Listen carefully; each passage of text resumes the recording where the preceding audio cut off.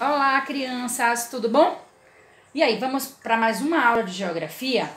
Então, a gente vai continuar o conteúdo e vamos entrar agora em outros caminhos. Fizemos até a leitura desse texto na aula passada, não foi? E agora a gente vai dar sequência. Primeiro eu quero falar para vocês. Vamos lembrar uma coisa muito importante. Quando estudamos na página 67, os caminhos da escola, o que foi que nós vimos? Pontos de referência, nós vimos locais que a gente está acostumado a passar. E vimos o meio de transporte que nós utilizamos para ir à escola. Geralmente é carro, ônibus, van escolar ou caminhando de bicicleta, a depender das distâncias. Agora, crianças, nós vamos estudar um pouco a cultura dos povos indígenas. Mas, tia, por que nós estudamos a cultura dos povos indígenas? A cultura dos povos indígenas é muito importante no estudo de geografia, porque o povo brasileiro, na sua formação, tem também a etnia indígena para estudo. Então, a gente precisa se familiarizar a respeito dos índios também. E pensem aí, aqui perto da gente, tem povos indígenas? Tem sim.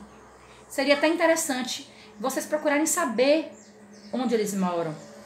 Se moram perto de nós, como eles se locomovem. Bom, mas isso não é que a gente vai focar agora. Nós vamos focar agora nos caminhos, certo?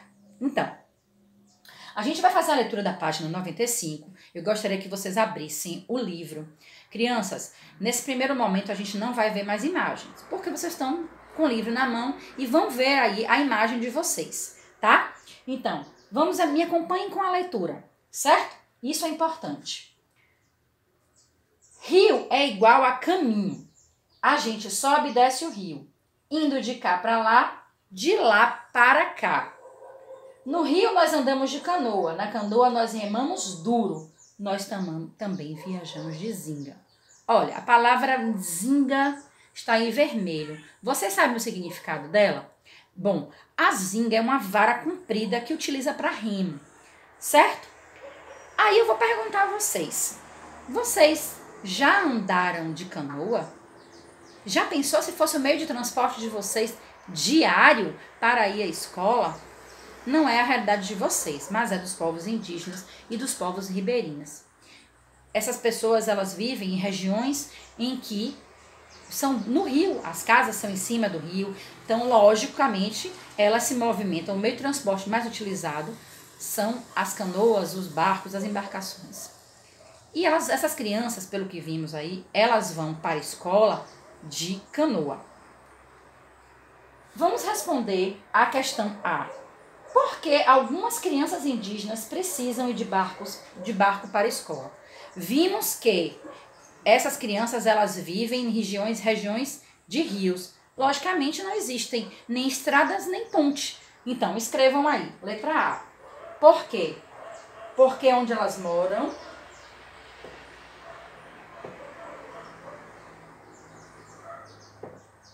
não existem estradas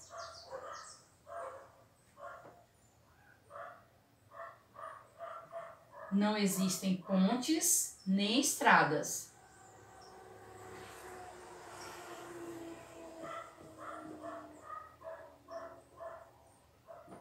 Ou estradas. Vocês podem estar pausando o vídeo para copiar a resposta. E a questão B, crianças? A questão B, ela é para a gente dialogar. Agora, imagine que um engenheiro foi contratado para modificar a locomoção dessas pessoas nesse lugar. Qual a proposta que ele faria? Bom, gente, talvez uma construção de uma ponte, talvez uma construção de estradas, acho difícil, mas pelo menos uma ponte, né? Mas isso aí é pra gente falar, não precisa escrever. Só a questão 1, a questão A, vocês escrevem. Agora nós vamos para a página 96. Novamente, vocês vão ver aí a imagem no livro de vocês. Vamos conhecer o caminho que Felipe faz para ir à escola. Ele mora no campo, na casa que aparece na ilustração abaixo. Vocês estão vendo aí a casa e o campo.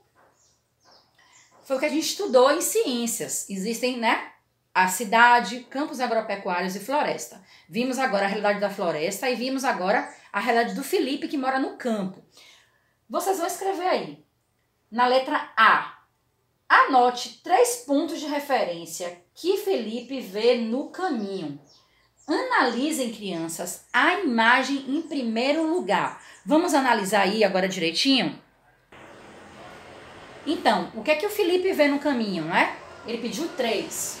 Árvores, capela, pomar. Eu coloquei esses 3, crianças, mas vocês podem colocar outras informações. Pode ser o terreno preparado para o plantio, vocês estão vendo aí o trator passando. Vocês podem botar um cupinzeiro, vocês podem colocar dentre outros, tá? Na questão B, das atividades feitas pelo ser humano que aparece nesse desenho, qual delas você já viu? Olha, o que é que eu particularmente já vi? A pecuária, né, que é o cultivo de animais, como vacas, bois, entre outros. O preparo do campo, preparando o campo para fazer uma horta. Reflorestamento, que é transformando aquela floresta, limpando para plantar outras mudas de árvores. E agricultura. Mas se vocês já viram outros, também vocês podem estar colocando também. Essa é a resposta da letra A e B. Deixa eu ver aqui como é que tá o ângulo. Vocês estão conseguindo olhar? Isso.